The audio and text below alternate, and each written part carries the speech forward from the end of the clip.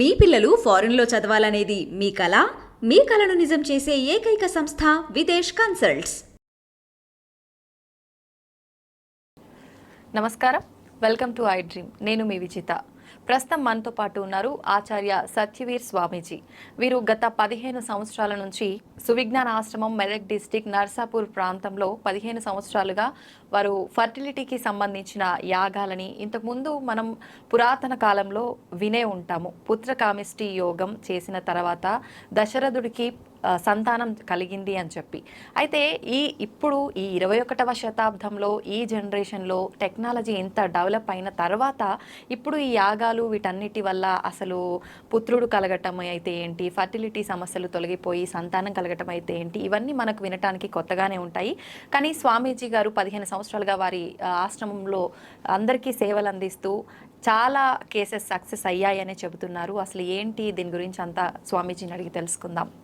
నమస్కారం స్వామీజీ. నమస్తే స్వామీజీ, నేను విన్నాను మీరు గత 15 సంవత్సరాల నుంచి అక్కడ ఆశ్రమంలో చాలా రకాల యాగాలు చేస్తూ ఉంటారు. యాగాల ద్వారా చాలా మంచి ఫలితాలు కూడా వచ్చాయి అని చెప్పి విన్నాము. ఏంటి గురూజీ దాని గురించి? అవునమ్మా, అయితే ఏంటంటే మా ఆశ్రమం ద్వారా అని కాదు, ఇది మన యొక్క వైదిక సిద్ధాంతం. వేదాలు ఏదైతే మన హిందూ సంస్కృతికి మూల గ్రంథాలు ఉన్నాయో ఆ వేదాల యొక్క సిద్ధాంతం ఏంటంటే స్వర్గకామో యజేత. అంటే మనిషి స్వర్గాన్ని కోరుకుంటే, కోరికల్ని నెరవేర్చుకోవాలనుకుంటే యజ్ఞం చేసుకోవాలి అని బ్రాహ్మణ గ్రంథాల్లో చెప్పారు. ఓకే. అయితే యజ్ఞం అనేది మన కోరికల్ని నెరవేర్చి మనకున్నటువంటి సమస్యల్ని దూరం చేసే ఒక ఉదాత్తమైన గొప్ప సాధనం. అయితే కోరికలని అన్ని రకాలు ఉంటాయి. సమృద్ధి కావచ్చు, ఆరోగ్యం కావచ్చు, వర్షం కావచ్చు, అందులో సంతానం కూడా ఒకటి అని కాదు, పెద్దదనుకోండి, కానీ అలాంటి ఇంకెన్నో ఉంటాయి. అయితే వాటికి యజ్ఞం అనేది ఒక ప్రధాన సాధనం. ప్రతిదానికి కూడా ఏది కోరుకున్న మనిషికి దానికి ప్రధాన సాధనము యజ్ఞము అని ఒకనాడు ఉండేది ఆది కాలంలో. సో ఆ సిద్ధాంతాన్ని మనం ఇవాళ ఆ వర్షన్లో చెప్తే కొద్దిగా అర్థమవుతుందో కాదో అని నేనేంటంటే ఆధునిక పరిభాషకు అనుగుణంగా కొంచెం అర్థమయ్యే పద్ధతిలో యజ్ఞ చికిత్స అని నేను చెప్తుంటాను. నేను చెప్పటం కాదు, పాశ్చాత్య దేశాల్లో కూడా ఇదే పదాన్ని వాళ్ళు వాడుతూ ఉన్నారు. అయితే వాళ్ళు వాడుతున్నారు కాబట్టి అనట్లేదు, మన దగ్గర ఇలాగే ఉంది, దాన్ని వాళ్ళు కూడా వాడుతున్నారు. హోమాథెరపీ అని, అగ్నిహోత్ర హాస్పిటల్స్ అని, అగ్నిహోత్ర ఫార్మింగ్ అని విదేశాలు జరుగుతున్నాయి. వ్యవసాయానికి అగ్నిహోత్రం యొక్క గాలి వీస్తే ఎలా ఉంటుంది, డైరీ ఫామ్ లోపల అగ్నిహోత్రం చేయడం వల్ల ఆవులలో పాల ఉత్పత్తి ఎలా ఉంటుంది, వాళ్ళ పాండమిక్ అంటువ్యాధులు ఆవుల పశువులకు ఎలా తగ్గిపోతున్నాయి, ఇట్లా డిఫరెంట్ ప్రయోగాలు చేస్తున్నారు. ఎంతవరకు అంటే రేడియేషన్, చెర్నోబిల్ బ్లాస్ట్ అయిపోయి రష్యాలో రియాక్టర్ పేలిపోయింది, మీకు తెలుసు అనుకుంటే చరిత్రలో.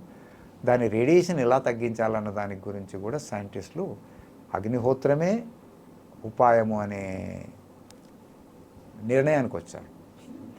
అది ఎవరి ద్వారా తెలిసింది అంటే అందులో పాల్గొన్న ఒక సైంటిస్టు, సౌత్ అమెరికా సైంటిస్టు, ఈ విషయం నాకు ఇక్కడ అప్పుడు ఈస్ట్ వెస్ట్ జర్మనీ ఉండేది, వెస్ట్ జర్మనీకి వెళ్ళి ఆ సెమినార్లో పాల్గొంటే నాకు అక్కడ ఈ విషయం తెలిసి నేను విస్తుపోయాను అని రాశాడు అతను, పెరు యూనివర్సిటీ ఒక రీసెర్చ్ పేపర్.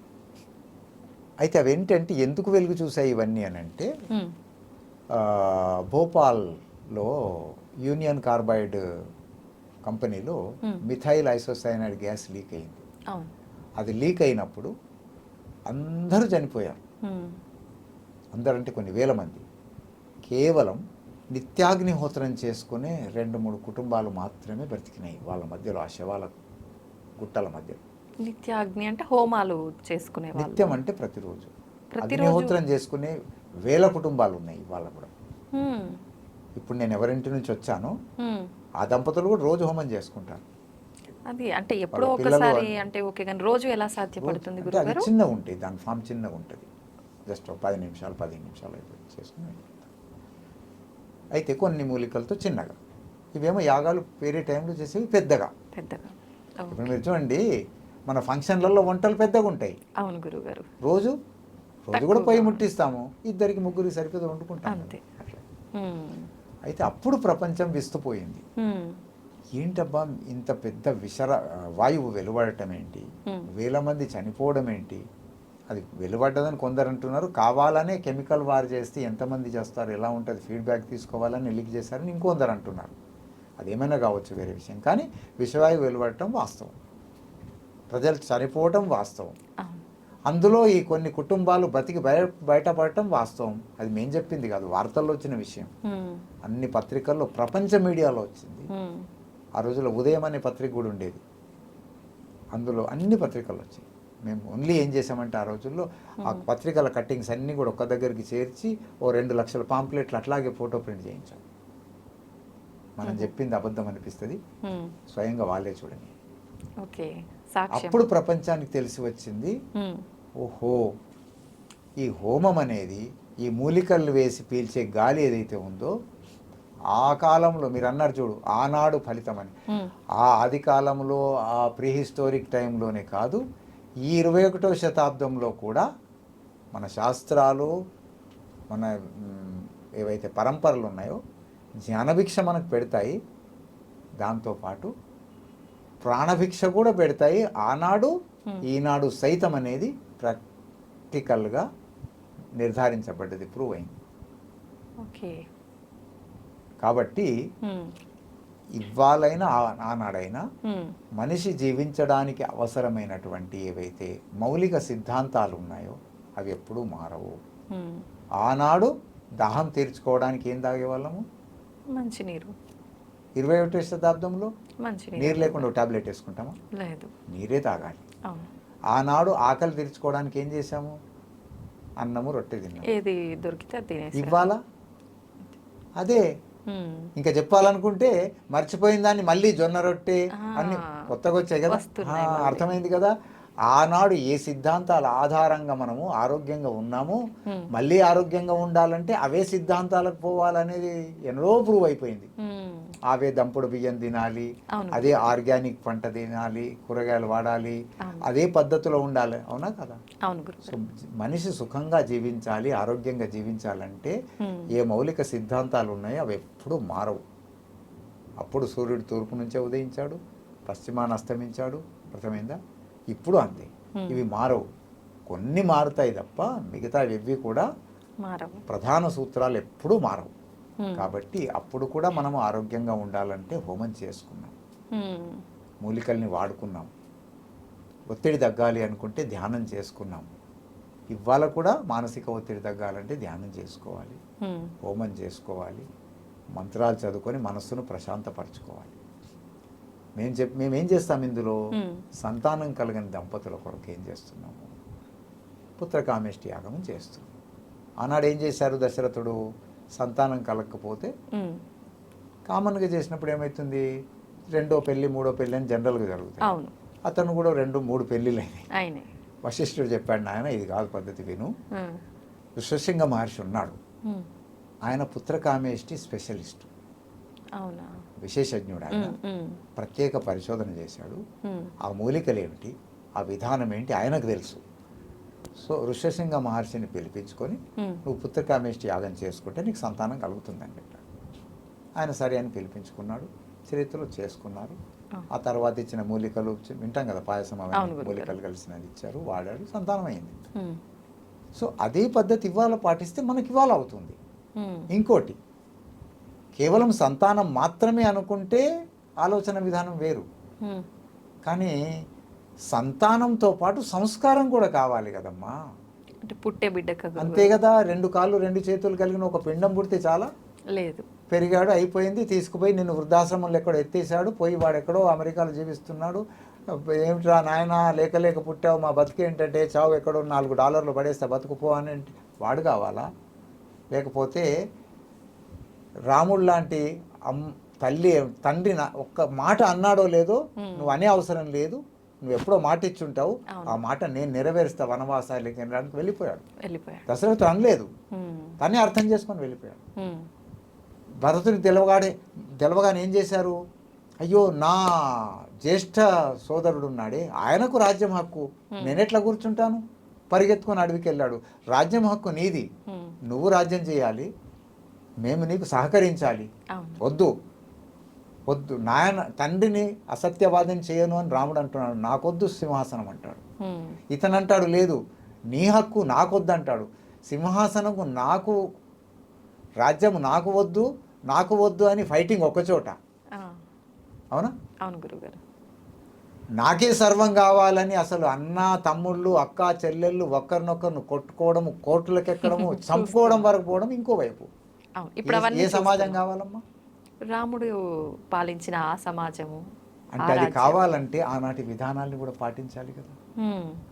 యజ్ఞం చేసుకొని ఒకవైపు మూలికల ద్వారా శరీరానికి చికిత్స జరిగింది, ఏవైనా లోటుపాట్లుంటే ఏవైతే మంత్రాలు చదువుతున్నారో వాటిని విని మనస్సులో సంస్కారాలు పడుతున్నాయి.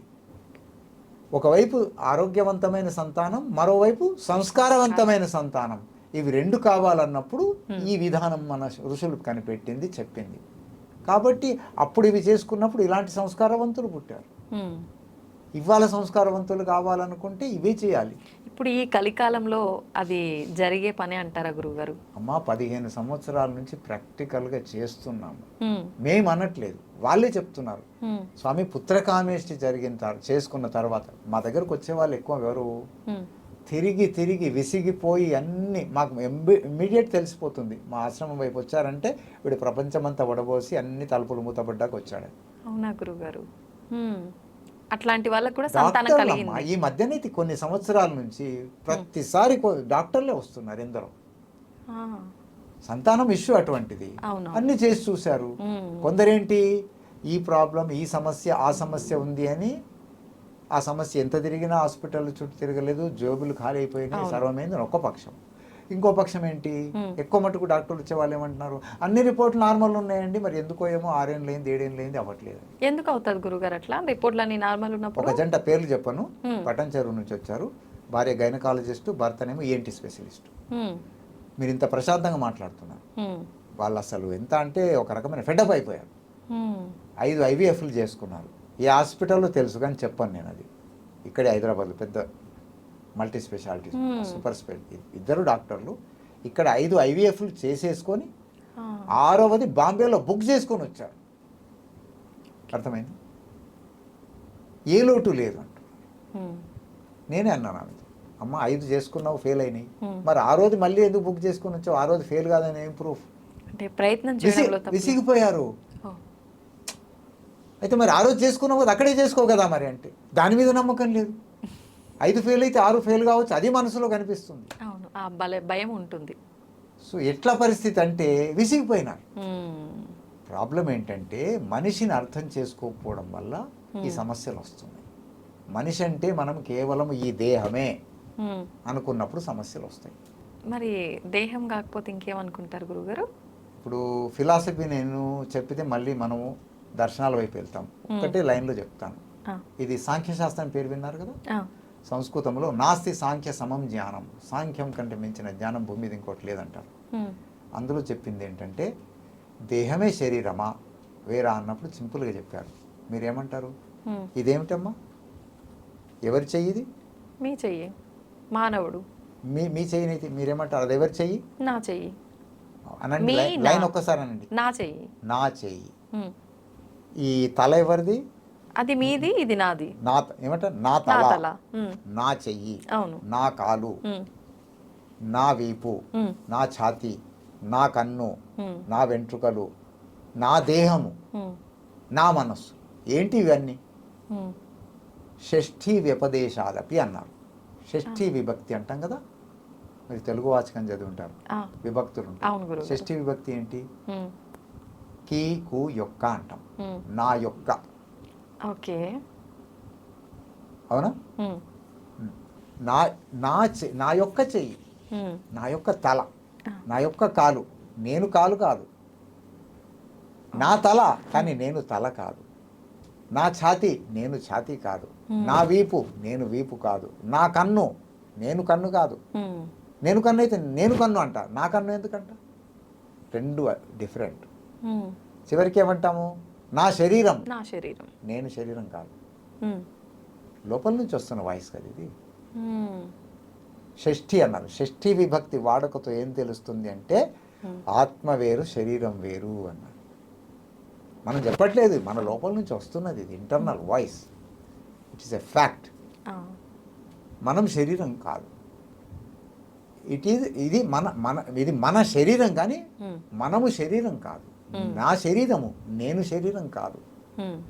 అర్థమైంది కదా? శరీరం ఒకటి, ఇంకోటి ఏమిటి? ఆత్మ, మనస్సు. మూడింటి కలయిక మనిషి అని ఆయుర్వేద శాస్త్రం చెప్తుంది, ఆధ్యాత్మ శాస్త్రాలు కూడా చెప్తాయి. ఆయుర్వేదంలో ఏముంది? చరకంలో సత్వమాత్మ శరీరం చ త్రయమేత త్రిదండవత్. 3 కాళ్ళ పీట ఇది మనిషి అనేది. మనస్సు, సత్వం అంటే మనస్సు, ఆత్మ, శరీరం. ఈ మూడింటి ఆధారంగా నిలబడి ఉన్న ఈ మనిషి ఏదైతే ఉందో ఆ కలయికతో తయారైంది అని. అర్థమైందా? అర్థమైంది గురుగారు. కాబట్టి ఈ మూడింటిని కలిపి మనం ఆలోచించినప్పుడే సమస్యలకు సమాధానం కలుగుతుంది. అంటే మనస్సును ఆలోచించాలి, దీనికి ఎలా సమాధానం చేయాలి, శరీరాన్ని ఆలోచించాలి, ఎలా చేయాలి, ఆత్మకి ఏం చేయాలి, అప్పుడే సమాధానం అవుతుంది.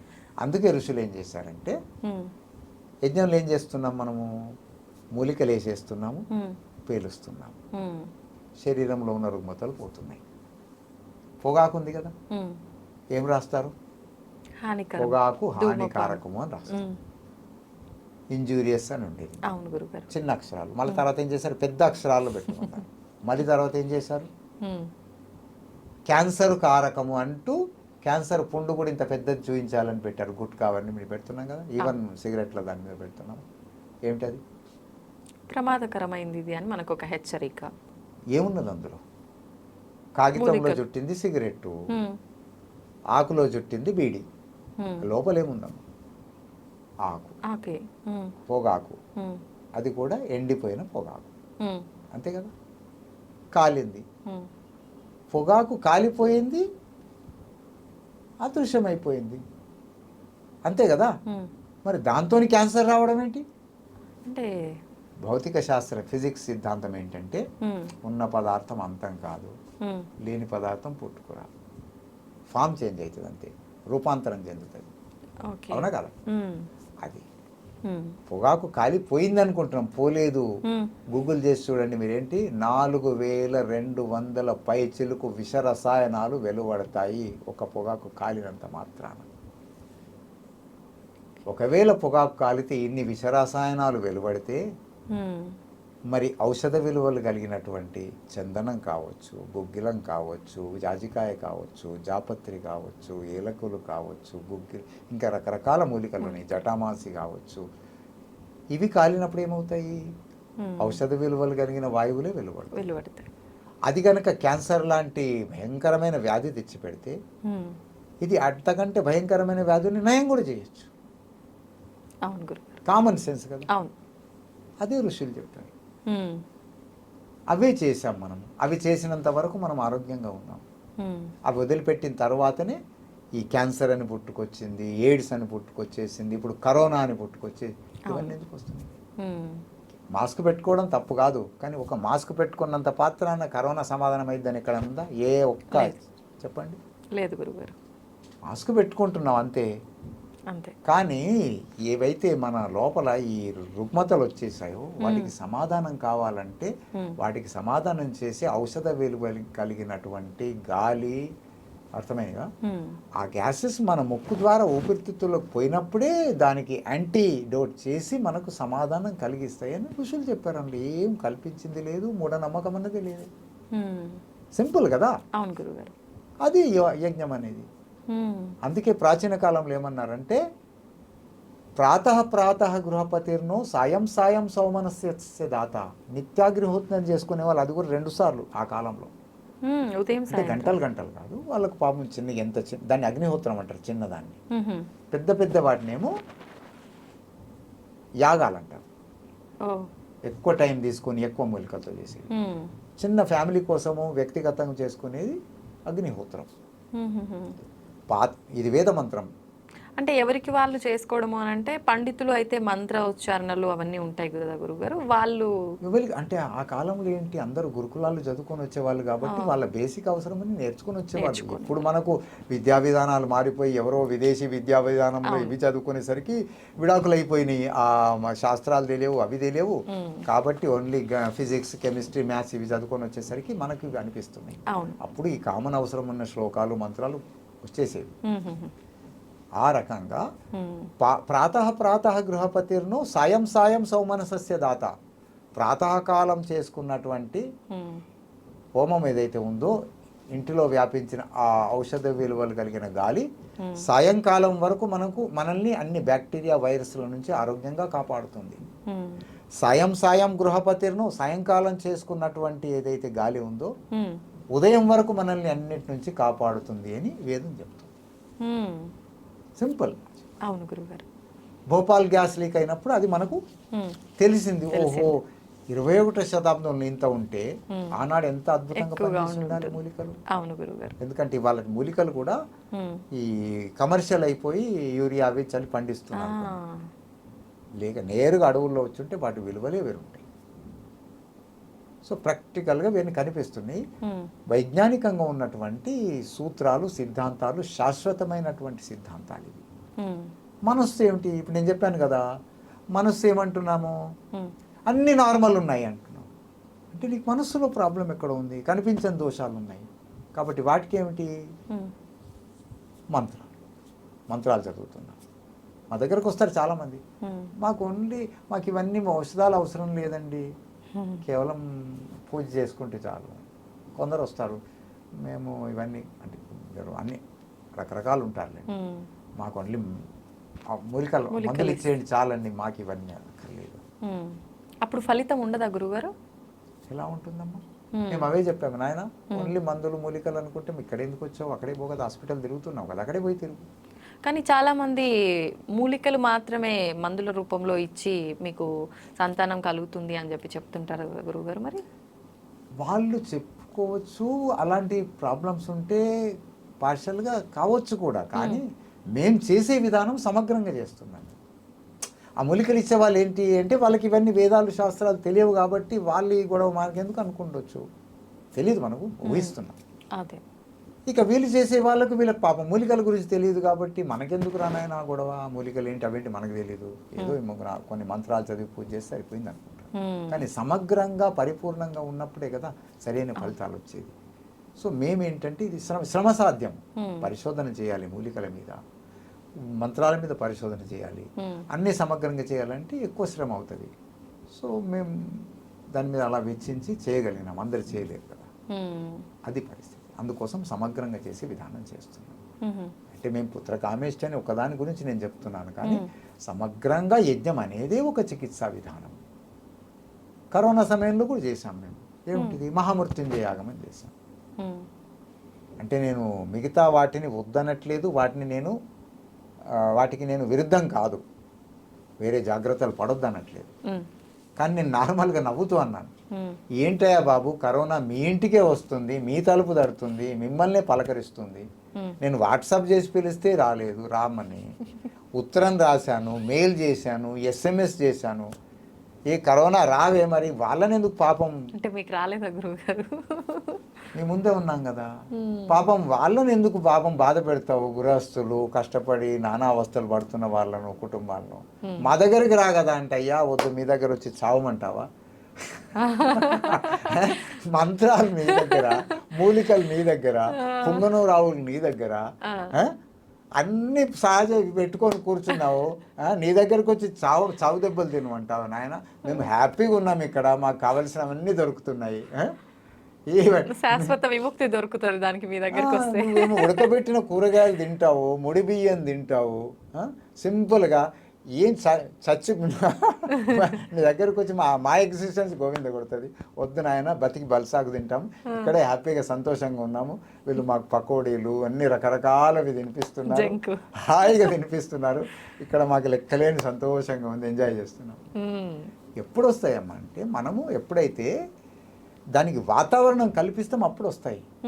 మనం ప్రకృతి సిద్ధంగా వీటన్నింటికి ఋషుల సిద్ధాంతంగా అనుకూలంగా ఉంటే ఆనాడైనా ఈనాడైనా పూర్తి ఆరోగ్యంగా ఆనందంగా జీవించగలుగుతాము. ఈ అనవసరమైన ఏ దుఃఖాలకు సమస్యలకు మనము బలి కాకుండా ఉండగలుగుతాం. అది మన ఋషుల యొక్క సిద్ధాంతము. ఈ ఏదో పుత్రకామేష్టి అయినా కూడా నేను ఈ సందర్భంగా ఇది చెప్పదలుచుకున్నాను.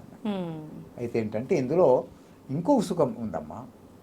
ఏంటది గురువుగారు? అదేమిటంటే సంస్కారవంతమైన సంతానం మనం పొందుతున్నాము, ఆరోగ్యవంతమైన సంతానం. అందరు చెప్తున్నారు, స్వామి మా పిల్లలు ఏదైతే పుత్రకామేష్ ద్వారా పుట్టారో మిగతా పిల్లల కంటే ఆరోగ్యంగా ఉన్నారు, అలర్ట్ ఉన్నారు, ఇంటెలిజెంట్ ఉన్నారు, మంచి సంస్కారవంతంగా ఉన్నారు వాళ్ళే చెప్తున్నారు. తెలిసిపోతారు కదా అందరు మిగతా వాళ్ళతో. ఈ రెండింటితో పాటు ఇంకోటి ఏమిటంటే చాయిస్. మనకు బాబు కావాలంటే బాబు, పాప కావాలంటే పాప. అవి కూడా ఈ చాయిస్ మనకు ఋషి కల్పించారు. ఎంత అడ్వాన్స్ పరిశోధన చేశారు. పుష్యమి నక్షత్రం నాడు ప్రత్యేకంగా ఔషధాన్ని సూర్యనాడి యాక్టివ్గా ఉన్నప్పుడు మగదూడ ఉన్న ఆవు పాలలో మూలికను నూరి పుంసవనం అంటాము, ముక్కులో వేస్తే, పొడి ముక్కులో వేస్తే బాబు పుడతాడు. అలాగే అంటే నేను మూఢనమ్మకాలుగా చెప్పట్లేదు సుమా. ఈవెన్ మెడికల్ కాలేజీలో కూడా శాస్త్రాల్లో ఉన్నవి చెప్పాల్సిందే, వాళ్ళు కూడా చెప్తారు మెడికల్ కాలేజ్. ప్రాక్టికల్గా ఎంత చేస్తున్నారు లేదు నాకు తెలియదు. అలాగే చంద్రనాడి యాక్టివ్గా ఉన్నప్పుడు వేయవలసినటువంటి మూలికను తీసుకొని సుశ్రుతంలో 8 రకాల మూలికలు మెన్షన్ చేశారు.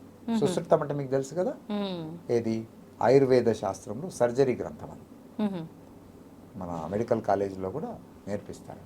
ఆ గ్రంథంలోనే 8 రకాల మూలికలు మెన్షన్ చేసి చెప్పారు. బాబు కావాలి అన్నప్పుడు ఇవే ఈ మూలికలు మనం తీసుకోవాలి. ఈ మొగదూడ ఉన్నటువంటి పాలలో నూరి కుడి ముక్కులో వేస్తే బాబు, ఎడం ముక్కులో వేస్తే పాప. దానికి తోడు పాప కావాలి అన్నప్పుడు చంద్రనాడి యాక్టివ్గా ఉన్నప్పుడు ఈ ఔషధాన్ని కనుక మనం వేస్తే పాప పుడుతుంది. సో ఇది మనకు శాస్త్రంలో చెప్పారు, అదే మనకు ప్రత్యక్షంగా ఫలితం కూడా లభిస్తుంది. కానీ ఇందాక మీరు అన్నట్టు ఇలాంటివి చాలామంది అబ్బాయి కావాలి అని చెప్పి కొంతమంది దగ్గరికి వెళ్ళి ఫెయిల్ అయిపోయి, ఇవన్నీ మూఢనమ్మకాలు. నిజంగా మూఢనమ్మకాలని మామూలుగానే అంటుంటారు గురువుగారు. ఇట్లాంటివి ఫెయిల్ అయిన తర్వాత ఇంకెక్కువగా ఇది నిజంగానే మూఢనమ్మకము, ఎవరు నమ్ముతారు, ఇట్లాంటివన్నీ అంటుంటారు. వాళ్ళందరికీ మీరేం చెప్తారు? అమ్మా, ఏదైనా కూడా ప్రపంచం లోపల ఏం చేస్తున్నాము అనేది ఒకటి, ఎలా చేస్తున్నాం అన్నది ఒకటి, ఎవరు చేస్తున్నారు అనేది ఒకటి. ఈ మూడింటి ఆధారంగా ఫెయిల్ లేక సక్సెస్ అవుతాయి. కాగితం ఉంటుంది, పెన్ను ఉంటుంది, లేక బోర్డు ఉంటుంది కదా. సో అవి తీసుకొని, పెన్ను మంచిదే, పార్కర్ పెన్ను కావచ్చు కదా, పేపర్ కూడా మంచి బాండ్ పేపర్ కావచ్చు, ఎగ్జిక్యూటివ్ బాండ్ కదా. కానీ చెప్పేవారు ఎవరు అన్న దాని మీద నుంచే పాఠాలు మంచిగా వస్తాయా రావా, స్టూడెంట్ పాస్ అవుతాడా లేదా, state level country level rank వస్తుందా లేకపోతే పాస్ మార్కులు కూడా రావా అనేది నిర్ధారణ కదా. సో అది అక్కడే ఒక చదువుకే కాదు, అంతటా వర్తిస్తుంది. ఇక్కడ కూడా చేసేటప్పుడు ఎవరు చేస్తున్నారు, వాళ్ళ యోగ్యత ఏంటి, చేసేవైతే ఉన్నాయి కదా ఆ మూలికలు కావచ్చు, మంత్రాలు కావచ్చు, వాటి లెవెల్ ఏంటిది అన్నది కూడా ఉంటుంది. ఈ రెండింటితో పాటు అది చేసే విధానం ఏదైతే ఉందో, ఎంత పర్ఫెక్ట్ చేస్తున్నారు అని, ఇవన్నీ కలిసి వెరసి సరిగ్గా ఉన్నప్పుడు రిజల్ట్ సరిగ్గా ఉంటుంది.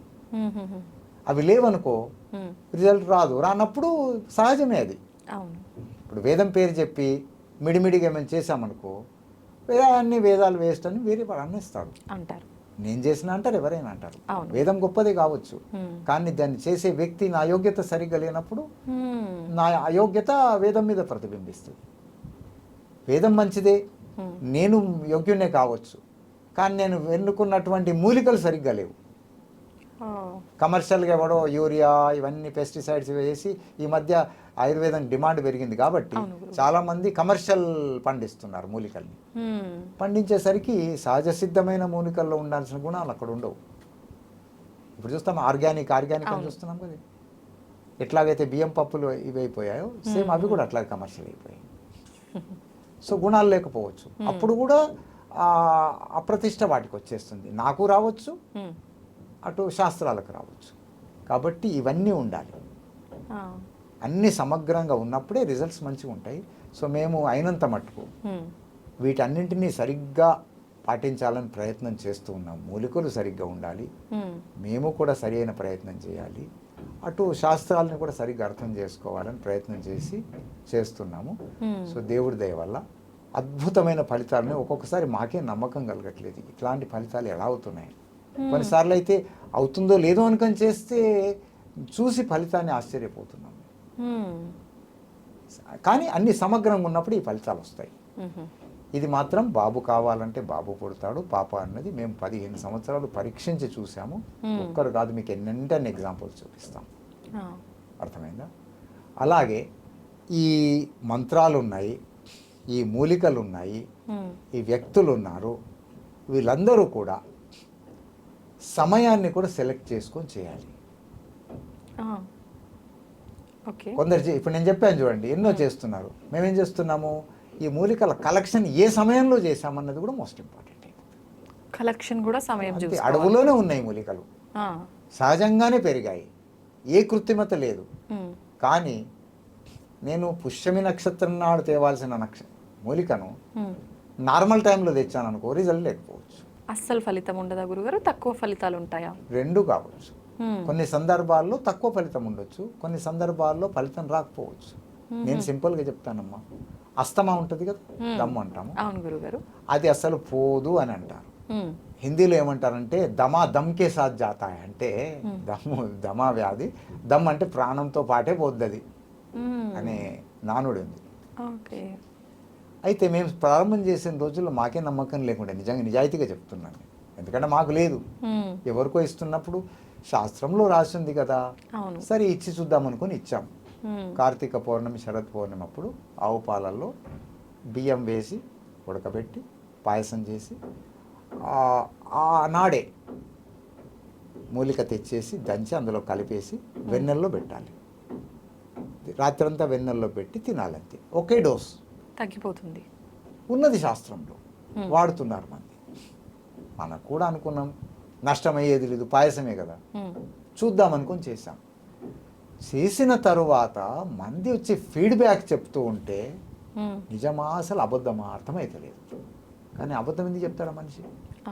ఒక హెడ్ మాస్టర్ పరిగెత్తుకొని వచ్చాడు సంగారెడ్డి నుంచి, స్వామి అస్తమా గురించి ఎక్కడెక్కడ తిరిగి ఎన్ని తంటాలు పడ్డాను నేను, ఈ చమత్కారం ఏంటి నాకు అర్థం అవ్వట్లేదు, రాత్రి మీరు ఇటు పాయసం అన్నారు, తినగానే ఇంత చమత్కారం అయింది, నాకు ఇంకో పొట్లం ఇవ్వండి అని వచ్చాడు. నాయన ఒక్కటి కాదు 10 పొట్లాలు తీసుకుపో, కానీ అది ఆ నక్షత్ర ఆ సమయంలో ఆ పౌర్ణమి నాడు ఆ వెన్నెల కిరణాల్లోనే ఉంటుంది, మిగతా సమయంలో ఉండదు.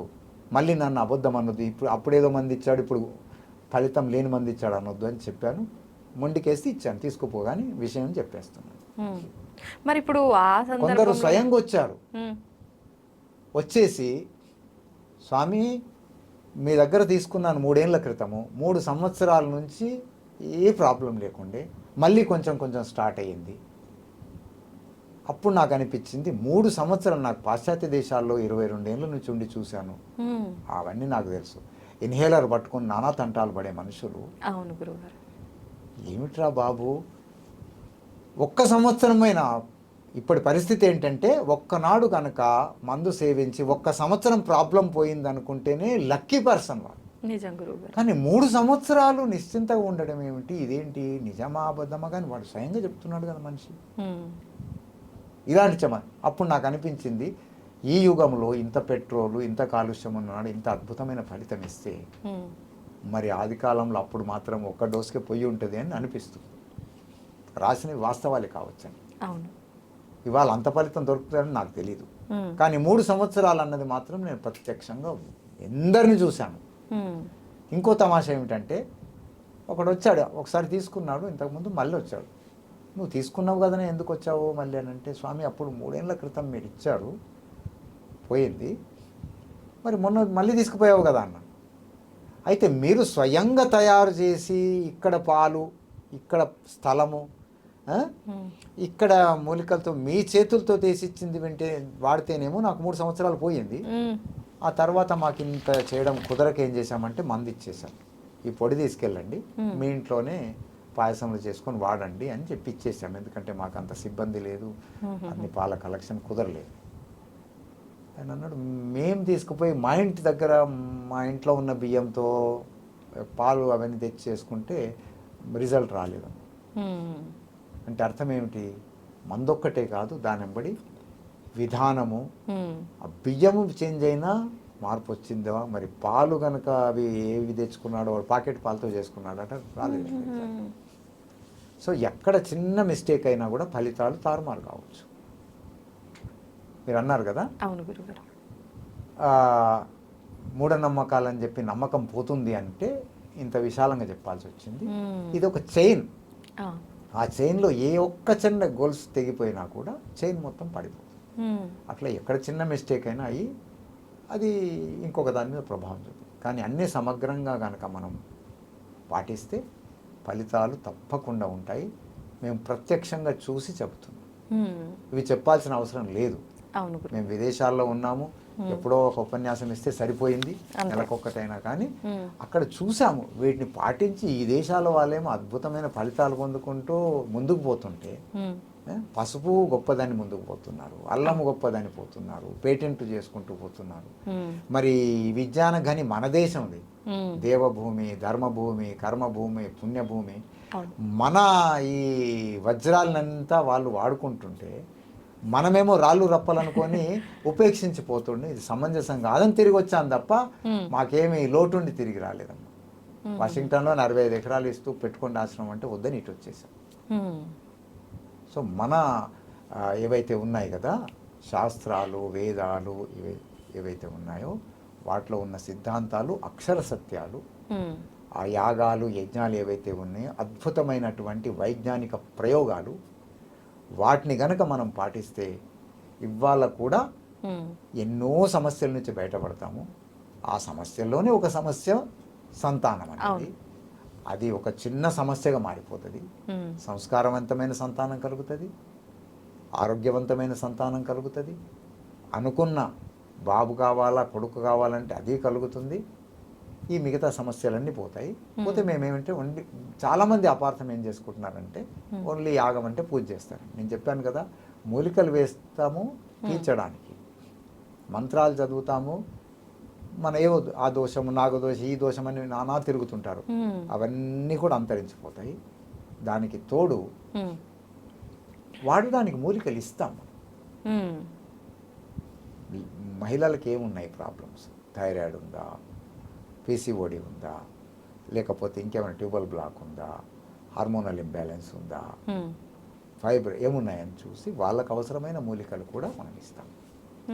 ఇచ్చేవాళ్ళు ఎవరో ఆషామాషి కాదు, క్వాలిఫైడ్ ఎక్స్పర్ట్ ఆయుర్వేద డాక్టర్ ఎవరైతే ఉన్నా చికిత్సలు వాళ్ళ పర్యవేక్షణలోనే మేము పరిశోధన చేసి తయారు చేసి అవి ఇస్తాం.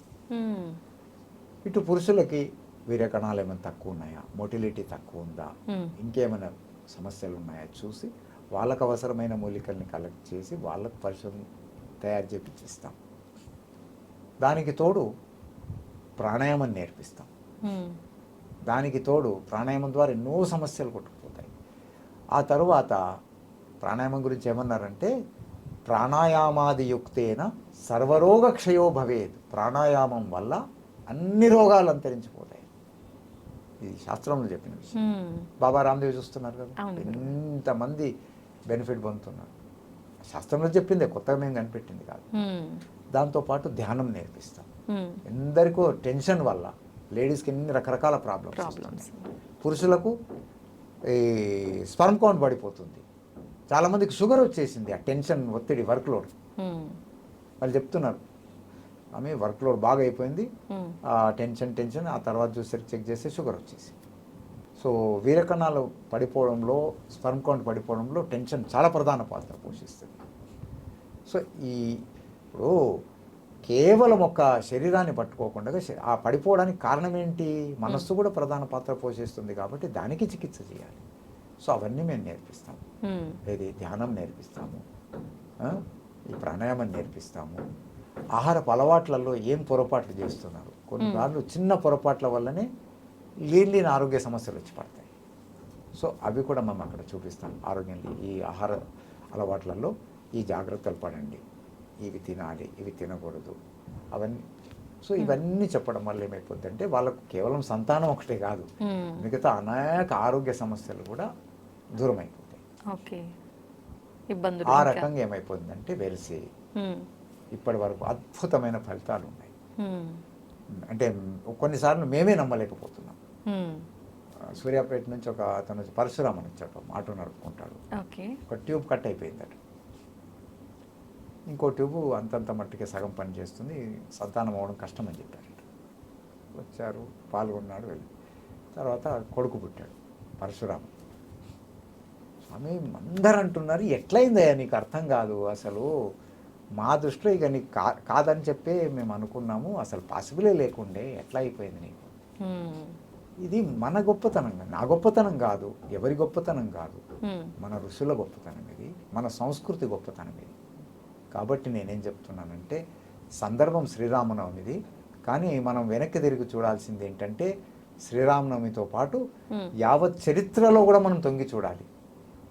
మనకి ఏమేం చెప్పాయి అవన్నీ గొప్పవి, కానీ ఇప్పుడు 17 నాడు శ్రీరామనవమి వస్తుంది. అవును గురుగారు. అయితే పుష్యమితో పాటు ఏమైపోయిందంటే శ్రీరామనవమి కూడా కలిసి వచ్చింది. అందువల్ల ఏం చేసామంటే మేము ఇప్పుడు నెల నెల చేయడం కుదరట్లేదు, చేసేవాళ్ళము ఒకప్పుడు. లేబర్ లేదు, ఇవన్నీ ప్రాబ్లమ్స్ వల్ల మూలికల కలెక్షన్ కష్టమవుతుందని తగ్గించుకున్నాం. నెల నెల పోయి ఇప్పుడు సంవత్సరానికి ఒకసారి. అయితే మొన్న జనవరిలో చేసేసాం, మళ్ళీ చూసేసరికి శ్రీరామనవమి పుష్యమి కలిసి వచ్చాయి. ఎప్పుడో 3-4 గంటలకు ఒకసారి ఇట్లా కలిసి వస్తుంది. ఓహో ఈ స్పెషల్ సందర్భం కదా మళ్ళీ పెడదామని చెప్పేసి ఏర్పాటు చేసుకున్నాం. శ్రీరామనవమి మనకు ఒక దాన్ని ఏమంటాం, ఒక ప్రత్యేకమైన సందర్భం. అవును గురుగారు. పుత్రకామేష్టి చేసుకోవడానికి పుష్యమి నక్షత్రం ఏదైతే కలిసి వచ్చిందో సందర్భము, ఆ సందర్భంలో చేసుకుంటూ ఏంటంటే మనం సరే మంచి సంతానాన్ని, సంస్కారవంతమైన సంతానాన్ని, ఇన్ఫర్టిలిటీని వీటిని దూరం చేసుకుంటాము. దాంతో పాటే సంస్కారవంతమైన సంతానానికి ఆదర్శం ఏమిటి అంటే రామాయణం, రాముడు వీళ్ళంతా. అవును గురు. అయితే దాంతో మనకు ఒక గుణపాఠం కూడా నేర్చుకోవాలి. ఏంటి గురుగారు? ఇది శ్రీరామనవమి వచ్చింది కాబట్టి 2 ముక్కలు చెప్పడం కూడా అది ఒక దాన్ని ఏమంటాము సందర్భోచితంగా ఉంటుంది. అవును గురుగారు. ఏమిటంటే చాలామంది ముందే రామాయణం ఏదో ఉండి అయిపోయింది కాదు, ఇవాళ కూడా ఎప్పటికి కూడా మన అన్ని సిద్ధాంతాలు శాశ్వతమైనవి, మన క్యారెక్టర్స్ కూడా శాశ్వతమైనవి, ఏది అప్పటి మట్టుకువి కావు. నారదుడు 3 లోకాలు తిరుగుతుంటాడు, విన్నాం కదా. అయితే 3 లోకాలు తిరుగుతూ ఉన్న నారదుడు ఏమైపోయిందంటే తిరుగుతూ తిరుగుతూ మహర్షి వాల్మీకి ఆశ్రమానికి వచ్చాడు. వచ్చినప్పుడు మాట్లాడుతూ ఉంటే ఇతను అడవిలో ఉండేవాడు కదా ఆశ్రమంలో, అడిగాడట, నువ్వు అన్నీ తిరుగుతూ ఉంటావు, కోన్వాస్మిన్ సాంప్రతంలోకే గుణవాన్ యచ్చవీర్యవాన్ సంకల్పేన చ కోయుక్త. అంటే ఇప్పుడు ప్రపంచం లోపల అందరికన్నా ఎక్కువ గుణవంతుడు ఎవరు, అందరికన్నా ఎక్కువ రూపవంతుడు అందమైన వారు ఎవరు, అందరికన్నా ఎక్కువ శక్తిమంతుడు ఎవరు, అందరికన్నా ఎక్కువ సంకల్పేన చ కోయుక్త, ఐరన్ డిటర్మినేషన్ అంటాం చూడండి, ఉక్కు సంకల్పం. ఆ ఐరన్ అంటే తన ఒక నిర్ణయం తీసుకున్నాడంటే ఆ డిటర్మినేషన్ కల వ్యక్తి ఎవరు అంటే ప్రతి గుణాల్లో సద్గుణాల లోపల టాప్ మోస్ట్ ఎవరు అని ఆ శ్లోకాలు ఉన్నాయి. అద్భుతంగా చెప్తూ పోతే అది అదే ఒక పెద్ద ఉపన్యాసం అయిపోతుంది. అవన్నీ చాలా అద్భుతమైన శ్లోకాలు ఉన్నాయి. ఎవరు అని అడుగుతాడు అన్ని లెక్క పెడుతూ. అప్పుడు నారదుడు చెప్తాడు, నువ్వు లెక్కబెట్టిన ఇవన్నీ సద్గుణాలు ఎవరు ఉన్నారో అది ఒకరున్నారు, శ్రీరాముడు. అయోధ్యకి వెళ్ళి చూస్తే శ్రీరాముడు అనేవాడు ఉన్నాడు, అయోధ్యను పరిపాలిస్తున్నాడు, అతని లోపల ఇవన్నీ సద్గుణాలు నీకు కనిపిస్తాయి ఒకే చోట అని. అయితే వాల్మీకి మహర్షి ఏంటంటే కవిత్వము, సహజ కవిత్వము అతనికి పుట్టుకతో వచ్చింది. ఆశుకవి అంటాం కదా, సహజ కవిత్వం. అయితే ఆయన సహజ కవి నాకు తెలిసేమంటాడంటే నీ కవిత్వము నీ కలం ఏదైతే ఉంది కదా ఎప్పుడు సద్వినియోగం అవుతుందంటే ఈ శ్రీరాముడి యొక్క చరిత్రను కనుక నువ్వు రాసావనుకో అప్పుడు నీ కవిత్వం సద్వినియోగం అవుతుంది, నీ వాక్కు నీ కలము సద్వినియోగం అవుతాయి అంటారు. అప్పుడు వాల్మీకి దాన్ని ఎంపిక చేసుకుని ఏం చేస్తాడంటే రామాయణం. అర్థమైంది కదా? అర్థమైంది గురువు. అయితే అక్కడ రామాయణం ద్వారా మనం నేర్చుకోవాల్సినవి చాలా ఉన్నాయి. కళ్యాణాలు అన్నీ చేస్తాం, అంతటా చూస్తాం. కానీ మనం నేర్చుకోవాల్సినవి ఏమున్నాయంటే ఇప్పటికి కూడా యావత్ ప్రపంచము లోపల ప్రతి వ్యక్తికి, ప్రతి సమాజానికి, ప్రతి దేశానికి, ప్రతి జాతికి ఆదర్శవంతమైన క్యారెక్టర్ రాముడు లాంటిది మీకు ఎక్కడ మర్యాద పురుషోత్తముడు అంటాం. ఏ కోణం నుంచి చూసినా కూడా పర్ఫెక్ట్ కనిపిస్తుంది. అది ఇంకొక మీకు క్యారెక్టర్ ఇక్కడ కనిపించదు. అందుకే మీకు మలేషియాకి వెళ్ళండి, ఇండోనేషియాకి వెళ్ళండి, ఎక్కడ చూసినా సరే వాళ్ళ వాళ్ళ దానిలో రామాయణ అవి కనిపిస్తుంటాయి. ఈవెన్ ముస్లిం కంట్రీస్ అవి. కానీ ఇప్పటికి వాళ్ళు మీకు తెలుసు అనుకుంటా రామలీల ఇవన్నీ చేసుకుంటుంటారు. అలాగే దక్షిణ అమెరికాలో అక్కడ కూడా తవ్వకాలు ఎన్నో బయటపడ్డాయి.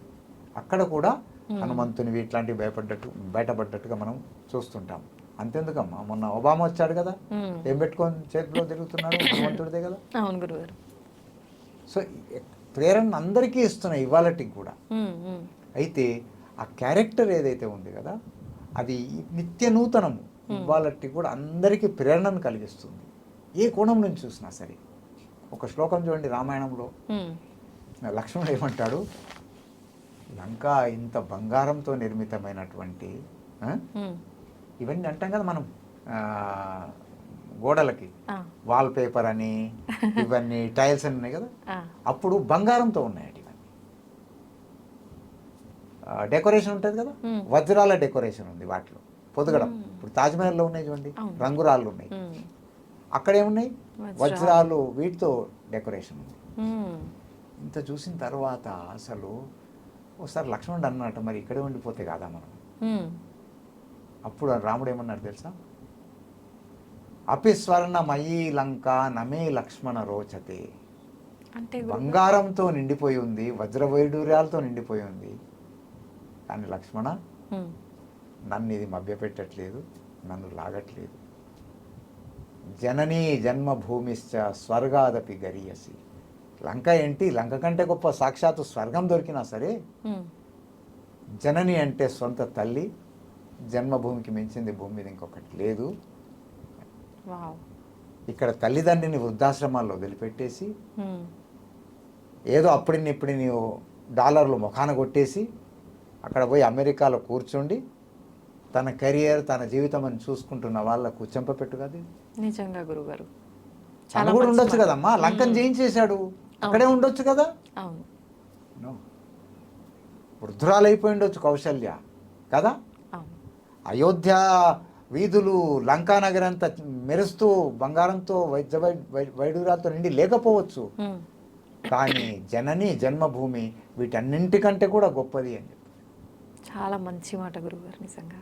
ఒక్క సెంటెన్స్ అర్థమైపోతే మన కుటుంబాలు గుల్లవుతాయమ్మా. లేదు. ఇంకో మాట ఏమంటాడు రాముడు, ఆయన వాక్కులు ఇవి. ఏది వనవాసానికి వెళ్ళమని చెప్పేసి కైకేయి అంటుంది. అంటే ఆమె కూడా అనదు, దాన్ని ఏమంటాము, మంతర ఉంది కదా, ఆ బ్రెయిన్ వాష్ చేయడం వల్ల మొదట ఆమె కూడా అసలు రాముడు అనగానే వజ్రాలు తీసి ఇచ్చేస్తుంది, ఎంత మంచి మాట చెప్పామని. అప్పుడు మంతర అంటుంది, ఏంటి నీకు తలకాయ ఉందా అసలు, నీ కొడుకు నా కొడుకు అన్నీ చెప్పేసి, నా కొడుకు ఏం డిఫరెన్స్ లేదంటారు.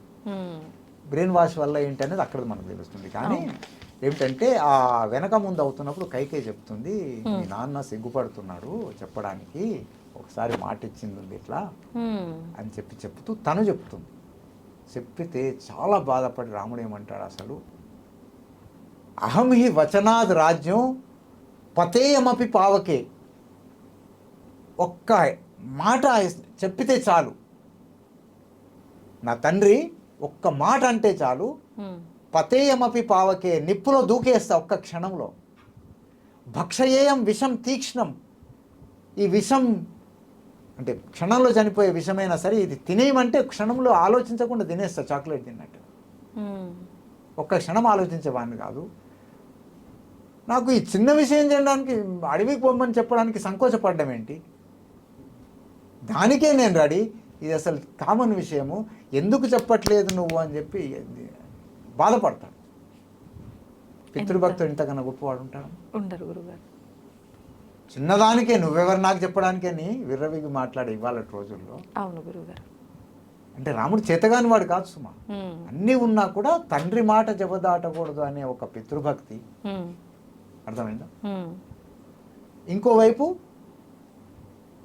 దేశభక్తి, అవును, జననీ జన్మభూమిస్తా అని చెప్పే మాతృభక్తి, ఇవన్నీ క్యారెక్టర్లు కూడా ఎంత ఉన్నాయి, ఒక టాప్ లెవెల్. అవన్నీ కూడా మన సమాజానికి ఇవాళ కూడా చెప్పడానికి చాలా ఉన్నాయి. కానీ కొన్ని మనం గనక ఈ శ్రీరామనవమి సందర్భంగా తెలుసుకొని మన జీవితంలో పాటించి, మన పిల్లలు ఉన్నారు ఇవాళ, ఆ పిల్లలకన్నీ కూడా కొన్నెన్న ఈ మాటలు నేర్పిస్తే మారుతారు. అలా మనుషులు అనేవాళ్ళు గాలికి రాలిపరుస్తున్నారు. వాళ్ళకి నేర్పించాల్సి వస్తుంది, తెలపాల్సి వస్తుంది. అప్పుడే ఇవన్నీ వస్తాయి.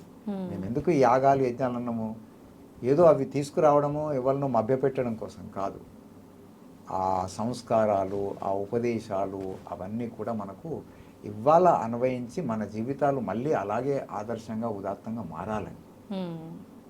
రెండో వైపు మాకు వేరే వారికి ఉన్న కొంత వ్యత్యాసం ఏంటంటే, ఇవి ఆధ్యాత్మిక విషయాల్ని మేము సపోర్ట్ చేస్తూనే తీసుకుంటూనే భౌతిక ఏవైతే మూలికలు ఉన్నాయి, ఔషధాలు ఉన్నాయి, వాటి మీద కూడా పరిశోధన చేస్తున్నాం అన్నట్టు. ఎందుకు అంటే ఇవాళ కొత్త తరం ఉంది, కుర్రకారు ఉన్నారు, ఈ మోడర్న్ ఏవైతే ఉన్నారో వాళ్ళకి ఏంటంటే మరి ఇవన్నీ ఈ మూలికల శక్తి, ఈ ఔషధాల శక్తి ఇవన్నీ తెలిస్తే ఏమైపోద్దంటే ఓహో అని ఒక నమ్మకం ఏర్పడుతుంది. అవును గురుగారు. కేవలం లేకపోతే ఏవో చెప్పేస్తారా స్వాములు, ఏవో 4 శ్లోకాలు మంత్రాలు చెప్పేస్తారని ఇంట్రెస్ట్ క్రియేట్ కాదు. కాబట్టి ఏంటంటే ఇటు భౌతికము అటు ఆధ్యాత్మికము రెండింటిని కూడా జత చేసి చెప్పినప్పుడే ఫలితము ఉంటుంది, దాని మీద అభిరుచి కలుగుతుంది, ప్రేరణ కలిగి మనిషి ముందుకు దాన్ని పాటించడానికి ముందుకు పోతాడనే ఉద్దేశంతో మేము రెండింటిని తీసుకొని పోతాం. ఓకే, ఇంకా చాలా మంచి ఆలోచన గురువుగారు. కానీ గురుగారు నాకు ఒక చిన్న డౌట్ ఏంటంటే, ఇట్లా మూలికలు వాడటం వల్ల అబ్బాయి అవుతాడు అని చెప్పి ఇట్లా వాడిన తర్వాత అది సక్సెస్ అవ్వకుండా ఫెయిల్ అయ్యి మూలికల ప్రభావం అనేది ఆ పుట్టిన బిడ్డ పైన కూడా అంటే ఉంటుంది, దానివల్ల ఆరోగ్య సమస్యలు, ఎప్పుడు జలుబు ఇలాంటివి వస్తూ ఉంటాయి అని చెప్పి మామూలుగా మనం విలేజెస్లో వింటూ ఉంటాము. నేను కూడా అట్లా విన్నాను గురుగారు. అది కరెక్టే అంటారా గురుగారు? అది కూడా ఒక మూఢనమ్మకమే అంటారా? అది ఒక దుష్ప్రచారం యొక్క ఎఫెక్ట్. బ్రిటిషర్స్ ఇక్కడికి వచ్చినప్పుడు ఏం చేశారంటే వాళ్ళ డ్రగ్స్ ఏవైతే ఉన్నాయో ఇండ్యూస్ చేయడం కొరకు ఆ కెమికల్స్ డ్రగ్స్ మనకు రుద్దాలంటే ఏం చేయాలి? మొదట మనం ఉన్న పద్ధతుల్ని అంతం చేయాలి. చేయాలంటే దానికి విరుద్ధంగా ఇది మూఢనమ్మకము, నాటు వైద్యము ఇవి అనే ఒక క్రియేట్ చేశారు. అది మొట్టమొదలు వాళ్ళ ఈ గోనె సంచులు లాంటి బట్టలు నడవాలంటే ఏం చేశారు తెలుసా? ఢాకా మల్మల్ 16 గజాల చీర అగ్గిపెట్టెలో పెట్టేవాళ్ళు. ఆ నేసే వాళ్ళ చేతులు నరికేశారు. చరిత్ర చదవండి, నేను కాదు, వాళ్ళ రైటింగ్సే ఉన్నాయి.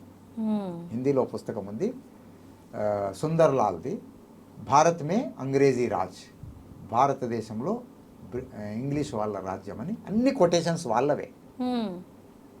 ఈ స్కిల్ ఉన్న వాళ్ళ చేతులు మొదలు నరికారు. అవి నరికినాకనే కదా గోనె సంచుల నుంచి ఇవి ఈ జీన్స్ ఇవి ఇంత మందమైన బట్టలు వేసుకొని తిరిగి మురుస్తున్నాము. ఇన్ని గజాల చీరను అగ్గిపెట్టెలో పెట్టాలంటే ఎంత స్కిల్ ఉండాలమ్మా నేసేవాళ్ళు. నేను కాదు కదా, చారిత్రక సత్యం ఇది. అవును, వాళ్ళ చేతులు నరికారు బ్రిటిషర్స్. అలాగే మన ఏవైతే ఈ మూలికలు వీటి గొప్పతనం ఉందో దాన్ని అంతం చేయాలంటే ఫస్ట్ ఏం చేయాలి? దీని గురించి ఒక అపోహ క్రియేట్ చేయాలనేది ఒకటి ఉంది. రెండవది అక్కడక్కడ కొందరు ఏంటంటే మిడిమిడి జ్ఞానంతో తెలియక ఏదో అంటాం కదా, తెలిసి తెలియని ప్రయోగాలు చేస్తే దాని ఎఫెక్ట్ కూడా కొన్ని చోట్ల పడి ఉండొచ్చు. అది కాదనండి, కానీ అదొక్కటే అనుకుంటే తప్పు. ఈ మధ్య ఏమైపోతుందంటే మీరే చూడండి, ఆ. కరోనా ద్వారా అమెరికాలో ఎన్ని లక్షల మంది చనిపోయారు? జనసంఖ్య ఎంత? మన దేశంలో ఉన్న జనసంఖ్యలో నాకు తెలిసి 5వ వంతు అనుకుంటా. నేను అప్పుడేమో 22 కోట్లు ఉండేది నేను అక్కడ ఉన్నప్పుడు, ఇప్పుడు బహుశా 25కి వచ్చి ఉంటుంది సుమారు, అప్రాక్సిమేట్. దాని ప్రకారం ఎంతమ్మా? దగ్గర దగ్గర 6 రెట్లకి వెళ్ళిపోతుంది. 5-6 మధ్యలో. ఒక నంబర్ 1 అంటే ఆర్థికంగా నంబర్ 1, ఆర్థికంగా ప్రథమ స్థానంలో ఉండి అన్ని వసతులు అన్ని సౌకర్యాలు ఉన్న దేశంలో ఎన్ని లక్షలు చచ్చిపోయారు? ఆ రకంగా లెక్కేస్తే మన దేశం దానికి 5 రెట్లు 6 రెట్ల జనసంఖ్య ఉండి వసతుల్లోనేమో థర్డ్ వరల్డ్ కంట్రీ అని పేరు పెట్టారు. నిజానికి వసతులు తక్కువ ఉన్నాయి, పారిశుద్ధ్యం అవన్నీ లేవు, ఇంకెన్నో ప్రాబ్లమ్స్ ఉన్నాయి, ఆర్థికంగా కూడా వెనుకబడి ఉన్నాము వాళ్ళని కంపేర్ చేస్తే అన్నప్పుడు కనీసము దానికి 5-6 రెట్లు ఎక్కువ చనిపోవడం కాదు, సేమ్ దేశాలుంటే జనసంఖ్య ప్రకారం ఒక 5 రెట్లు అవుతుంది కదా. కానీ సంఖ్య ఇన్ని రెట్లుండి వసతులు తక్కువ ఉన్నప్పుడు 6 కంటే కూడా ఇంకా ఎక్కువ రెట్లు వెళ్ళిపోవాలి, అంతే కదా మీరు క్యాల్కులేట్ చేస్తే, గుణిస్తే. అవును గురుగారు. కానీ చనిపోయింది ఎట్లా లెక్కేయండి? తక్కువ మంది. వాళ్ళు నెత్తి బాదుకుంటున్నారు, ఇదేంటి ఇంత తక్కువ ఎట్లా చనిపోయారు, మరి ఇన్ని ఉండి మనం ఎక్కువ ఎందుకు చనిపోయాము అంటే అందులో ఒక పాత్ర వీటిది కూడా ఉందాం. మన జీవన విధానము. అక్కడక్కడ ఊర్లలో ఎక్కడెక్కడో కొందరు ఒక తిప్పతిగా కషాయాలు తాగుకున్న వాళ్ళు, కొందరు తులసి కషాయం తాగుకున్న వాళ్ళు, కొందరు పసుపు అల్లం వీటి వాళ్ళు ఏవో చేసుకుంటూ మనకు తోసిన వాటిల లోపల. అర్థమైందా లేదా? అర్థమైంది గురుగారు. చేసుకున్నాం మనం, మనల్ని వెక్కిరించే వాళ్ళు వెక్కిరించుకుని ఉంటారు, కానీ అవుట్కమ్ ఏంటి? మీరు ఏదైతే పెద్ద పెద్ద అడ్వాన్స్డ్ వ్యాక్సిన్లు గుచ్చుకున్నాం, మీ గతి ఏమైంది? మీకు విషయం తెలుసు కదా, ఫ్యాక్టే కదా. వ్యాక్సిన్ తీసుకున్న తర్వాత కూడా డొనాల్డ్ ట్రంప్కు కరోనా వచ్చిందా లేదా నాకు చెప్పండి. రాష్ట్రపతి లెవెల్ వ్యక్తి, మహా రిచ్ పర్సన్, వ్యాపార పరంగా రిచ్ పర్సన్, పవర్ పరంగా రాష్ట్రపతి లెవెల్ వ్యక్తి ఉన్నవాడే కదా. మరి దేశమేమో నంబర్ 1, కరోనా వచ్చి మనకేమో అన్ని నెగటివ్ పాయింట్స్ చూపిస్తుంది, ఆకులు అలమని తిట్టేస్తుంది, కానీ మరి ఇదేనేం కదా. కాబట్టి మనము దుష్ప్రచారం చేసి ఏదో చెప్పిన మాటలు కాకుండా ఫ్యాక్ట్స్ ఆధారంగా ముందుకు పోవాలి. నేనేం సృష్టించినవి కావు, ఫ్యాక్ట్స్ ఉన్నవే. అక్కడ ఎంతమంది చచ్చారు, ఇక్కడ ఎంతమంది చచ్చారు. కాబట్టి అవన్నీ మనం కనుక చూస్తే ఈ మూలికలు ఏవైతే ఉన్నాయో అవి కూడా మనల్ని, మూలికల వల్ల చెడు జరిగింది అన్నది కరోనా టైంలో ఎక్కడండి? చాలా తక్కువ. మీరు మొత్తం ఓవరాల్ డేటా తీయండి, వ్యాక్సిన్తోని మంచి జరిగి ఉండొచ్చు, కానీ చెడు జరిగిన ఎన్నో కేసులు ముందుకు వచ్చాయి. చాలామంది అసలు వ్యాక్సిన్ చనిపోయిన వాళ్ళు కూడా వచ్చాయి. ఆ మధ్య డాక్టర్లు చనిపోయారు, మీరు వార్తల్లో చదివి ఉంటారు. ఎందుకు అంటే సగం అసలు పూర్తి పరిశోధన కానీ వ్యాక్సినే గుచ్చేశారట. ఇప్పుడైతే వాడు ముఖం చాటేసి తిరుగుతున్నాడు అమెరికాలో, ఇంటర్వ్యూ కూడా ఇవ్వట్లేదు. ఎందుకంటే పూర్తి స్థాయి పరిశోధనే జరగలేదట. తొందరగా ఇప్పుడే డబ్బు సంపాదించుకోవాలని గుచ్చేశారు. చెప్పండి, మరి అక్కడెవడు ప్రశ్నించట్లేదు ఇవన్నీ. పసుపుతో ఏమొస్తుందండి సైడ్ ఎఫెక్ట్? తులసితో ఏం సైడ్ ఎఫెక్ట్ వస్తుందండి? పుదీనాతో ఏమొస్తుందండి? జీలకర్రతో ఏమొస్తుంది? ధనియాలతో ఏమొస్తుంది? మెంతులతో అసలు లాజిక్ లేని మాటలు మాట్లాడతారే. సైడ్ ఎఫెక్ట్ అనే పదము డ్రగ్స్కు మాత్రమే వర్తిస్తుంది. మీరు ఎప్పుడైనా గూగుల్ చేసి చూడండి, ఏ చిన్న జలుబు దగ్గు యాసిడ్కి సంబంధించిన అంటాసిడ్ అయినా సరే మీరు పేరు కొట్టగానే ఇండికేషన్ అండ్ కాంట్రా ఇండికేషన్, లాభాలతో పాటు ఏమేమి నష్టాలు చేస్తాయో దాని వెంబడే ఉంటుంది. అది వాటికి మాత్రమే వర్తిస్తుంది. వాళ్ళేమిటి, మా డ్రగ్స్ అపాయకరమైనవి, కొన్ని లాభాలు చేస్తే కొన్ని నష్టాలు కూడా చేస్తాయి కాబట్టి, అలాగే వీళ్ళ మందులు కూడా ఉంటాయి, వీటికి కూడా ఉండాలి అని మన మీద రుద్దుతున్నారు. అదే మనం నోట్లో నుంచి అంటున్నాం. చిన్నప్పటి నుంచి తిన్నారు కదా, పసుపు వల్ల ఏమన్నా వచ్చాయా? లేదు. సో మరి ఎట్లా వర్తిస్తాయమ్మా? వాటికి వర్తించిన విషయాలు కాంట్రా ఇండికేషన్స్ మనకు వర్తించవు. అసలు సైడ్ ఎఫెక్ట్ అన్న పదము ఉమ్, ఆధునిక కృత్రిమ విష రసాయనాలకు మాత్రమే వర్తిస్తుంది, మన వాటికి వర్తించదు. ఉమ్, కొన్ని రేర్ మూలికలు ఉంటాయి, స్ట్రాంగ్ మూలికలు ఉంటాయి, వాటికి వర్తిస్తుంది. ఉమ్, కానీ అవి సంఖ్య తక్కువ. కొన్ని వేల మూలికల్లో ఉమ్, కొన్ని ఉంటాయి. గన్నేరు, ఉమ్, ఉమ్మెత్త, జీడి, ఉమ్, ఇట్లా కొన్ని ఉంటాయి. అవి స్ట్రాంగ్ మూలికలు. వాటిని కొంచెం శుద్ధి చేయకుండా కానీ గుడ్డిగా కానీ హెచ్చు తగ్గుల్లో వాడితే సైడ్ ఎఫెక్ట్లు వస్తాయి. ఒక్కొక్కసారి చాలా భయంకరమైనవి కూడా వస్తాయి. సో అవి కొన్నింటికి మాత్రమే వర్తిస్తాయి. అవి కూడా ఎక్స్పర్ట్స్ వాడితే శుద్ధి చేసి పద్ధతిగా వాడతారు, అద్భుతాలు ఉంటాయి. ఉమ్, ఎక్స్పర్ట్స్ కాని వాడు వాడితే చెడు జరుగుతాయి. అలాంటి వాళ్ళ వల్ల అప్పుడప్పుడు దుష్ప్రచారం జరుగుతుంది. కానీ దాన్ని అన్నింటికి వర్తించదు. ఓకే. అలా ఎవడో ఒక ఉమ్మెత్త నూరు ఇచ్చేసాడు ఎవడికో, అవునవును. ఏమో వచ్చేసాయి, పొక్కులు వచ్చేసాయి, ఉమ్, ఇంకే కదా దాని ద్వారా ఇంకేదో చెడు జరిగింది, విషముష్టి మూలిక ఉంది, అది ఇవ్వడం వల్ల ఒకడికి ఏమో అయిపోయింది, క్వాంటిటీ ఎక్కువైపోయి దానివల్ల ఇదైంది. కాబట్టి ఇక పసుపు కానీ తులసి కానీ పూజ అన్నీ కూడా చెడ్డవే అంటే అది అతివాదం అయిపోతుంది. కాబట్టి ఒక లిమిటెడ్ కొన్ని మూలికలు ఉమ్, ఎక్కువ స్ట్రాంగ్ ఉన్నవి ఉంటాయి. వాటి వల్ల ఉమ్, దాన్ని జాగ్రత్తలు తీసుకోకుండా వాడితే జరగవచ్చు. కానీ మిగతా ఏదైతే 90% మంచి ఉంది దానికి వర్తించాలి. ఓకే. అయితే పురాతనం నుంచి మనకి ఏదైతే వస్తుందో అదే మనకు సంస్కృతి సాంప్రదాయాలు, మన సనాతన ధర్మ ప్రకారం మూలికలకు ఉన్న వాల్యూస్ ఏవైతే ఉన్నాయో అవన్నీ నిజాలే, మూఢనమ్మకాలు అయితే కాదు. మనం ఎంచక్కా ఈ యాగాలు, ఈ మూలికలు ఇవన్నీ నమ్మొచ్చు అని అంటారు. అమ్మ, ఒక చిన్న మాట చెప్పాలనుకున్నాను. ఉమ్, మన దేశాన్ని చరిత్రకారులు ఏమన్నారు తెలుసా? ఉమ్, బంగారు పిట్ట అన్నారు. హా, విన్నారు కదా? అది కేవలం ఒక పొయిటికల్గా అన్న పదం కాదు, ఉమ్, ప్రాక్టికల్గా కూడా. ఇవాళ కూడా బంగారం, ఇండ్లల్లో ఉండే బంగారాన్ని లెక్కేస్తే ప్రపంచంలో ఎక్కడ కూడా ఇండ్లల్లో ఇంత బంగారం ఏ దేశంలో లేదు. ఉమ్, అది ఫ్యాక్ట్. అర్థమైందా? అయితే ఈ ఇండ్లల్లో బంగారం ఉండడము, దేశాన్ని బంగారు పిట్ట అనడము ఉమ్, ఏదైతే అన్నారో అలంకారికంగా, అది ఉమ్, ఇంకో రకంగా ఆలోచిస్తే ప్రేరణాస్పదంగా కూడా వర్తిస్తుంది. ఉమ్, బంగారం ఉంది కదమ్మా, ఉమ్, బంగారాన్ని తీసుకెళ్ళి మీరు బురదలు పడేయండి, ఉమ్, దాన్ని ఏమైనా విలువ తగ్గుతుందా? లేదు. 70,000 ఏదైతే ఉందో తీసి కొంచెం నీళ్ళతో కడిగిన తర్వాత ఇప్పుడు లేదండి ఉమ్, 60,000కే తులం అవుతుంది, లేకపోతే 50,000కి అంటాడా? అట్లేం ఉండదు గురుగారు. వజ్రం ఉంది కోహినూర్ అనుకుందాం, మనదే అది. ఉమ్, ప్రపంచ ప్రసిద్ధమైన రత్నాలు సృష్టించింది మనమే. అది నీళ్ళలో బురదలు ఎక్కడ పడ్డది. ఉమ్, తీసిన తర్వాత వాల్యూ సగం పడిపోద్దా? దాని వాల్యూ దానికే ఉంటుంది కదా గురుగారు. కదా? ఉమ్, ఒక కేక్ ఉంది, పడ్డదనుకో వెంటలో దాని వాల్యూ పడిపోవడం కాదు, వాల్యూయే ఉండదు. ఉండదు. కానీ బంగారానికి, ఉంటుంది వాల్యూ. రత్నాలకి తగ్గదు. ఉమ్, తగ్గుడు ప్రశ్ననే లేదు. ఉండదు. మన దేశం బంగారు పిట్ట అనబడ్డది. ఉమ్, కానీ బంగారు పిట్ట కంటే కూడా ఎక్కువ విలువైంది మన సంస్కృతి. మన సంస్కృతి కూడా సాక్షాత్తు ఉమ్, ఆ స్వర్ణము, ఆ వజ్రం కంటే కూడా అతి విలువైనది. విలువైనది. దాని విలువ వజ్రాన్ని ఎలాగ నీళ్ళతో కడగగానే అదే విలువ కలిగి ఉంటుందో, ఉమ్, బంగారం ఎలా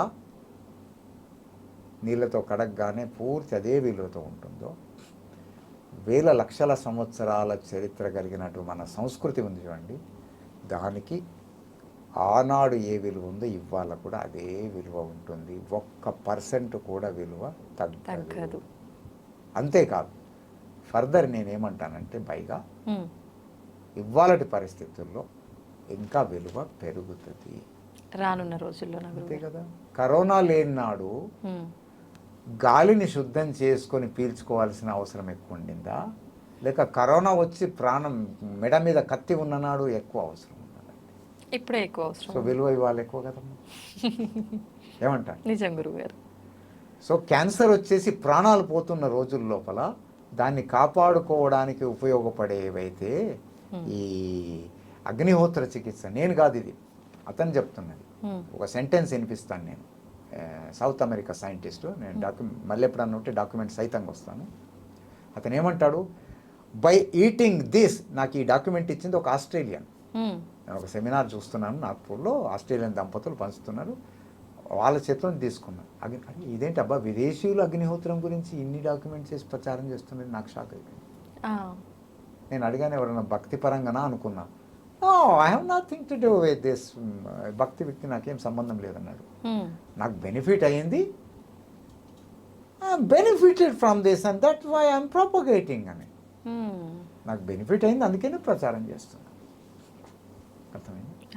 సో ఆయన ఇచ్చిన డాక్యుమెంట్స్ చదివితే నేను షాక్ అయిపోయాను. By eating this Agnihotra ash I can even eat a radioactive material that will damage my body a very little and for a short time.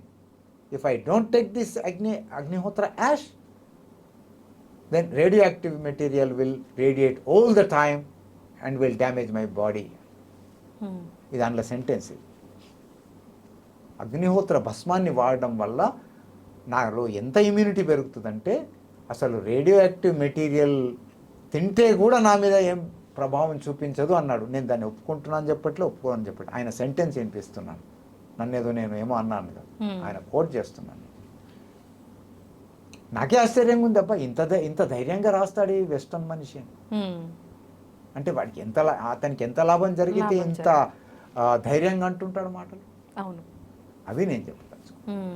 ఇవాళ రోజుల్లో అప్పటికంటే కూడా ఎక్కువ అవసరమై ఉన్నాయి, అప్పటికంటే కూడా ఎక్కువ విలువైనవి. వేదం చెప్తుంది, లాస్ట్ ఒక మాట చెప్పదలుచుకున్నాను, పురాణం స్యాత్ పునర్నవ. పురాణం అంటే పాతది, పునర్నవ అంటే పాతదే మళ్ళీ కొత్తది అవుగాక అని దాని మీనింగు. ఓకే.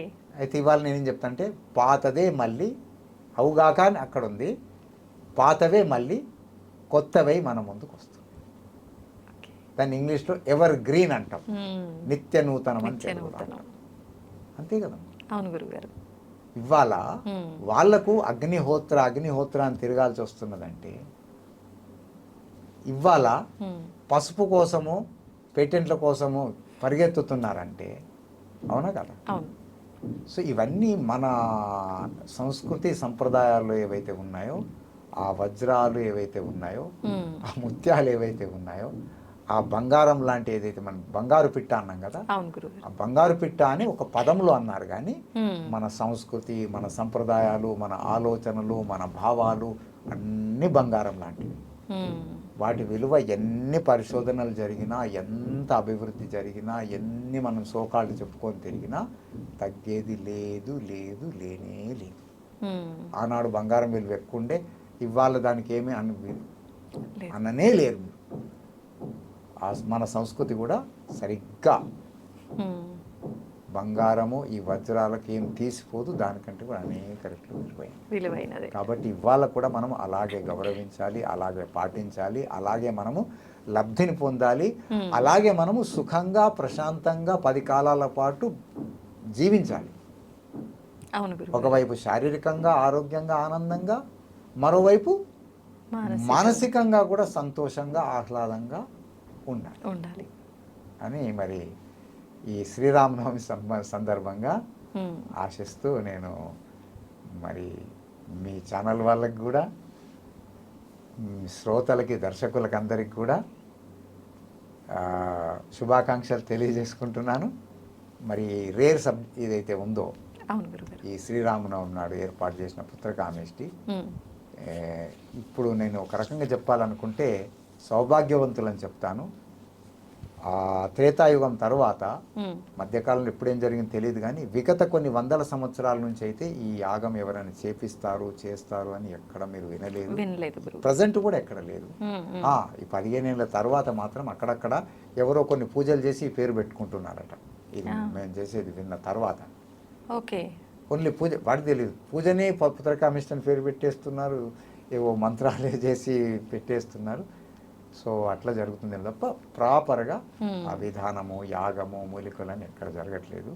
కాబట్టి ఆ అవకాశాన్ని అందరూ సద్వినియోగం చేసుకోవాలని కోరుకుంటూ సరే.